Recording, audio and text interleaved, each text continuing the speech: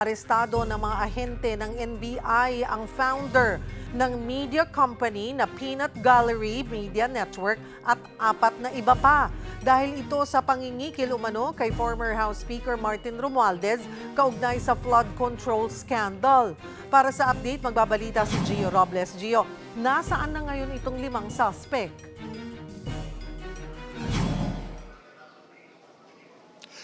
Cheryl, tama ka nga, no? Iniharap na sa media kanina ng NBI si Franco Mabanta, ang founder, CEO, Pangulo ng Peanut Gallery Media Network, isang online media platform. Arestado sa entrapment operation ng NBI si Mabanta at 4 na iba pa dahil sa reklamong extortion kay dating House Speaker Martin Romualdez. Mismong ang representative ni Romualdez ang complainant ayon sa NBI. Sa press briefing na din ni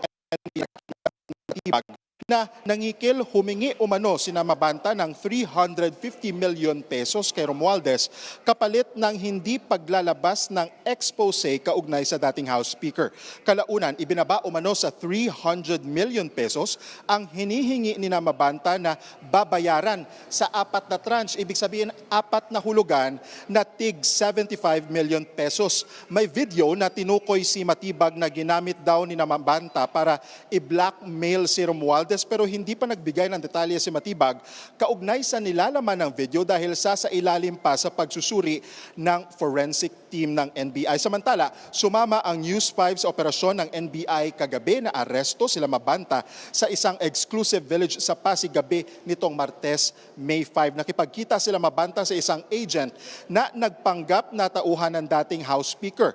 Nang matanggap ang marked money, dito na gumalaw ang mga operatiba ng OTCD. Mula sa Pasig, dinala dito sa NBI headquarters sa Pasay sina Mabanta para sa booking, procedures at medical. Nakatakda silang sumailalim sa inquest proceeding sa Pasig City Regional Trial Court at kakatapos nga lang ng briefing, diretso na sila agad doon.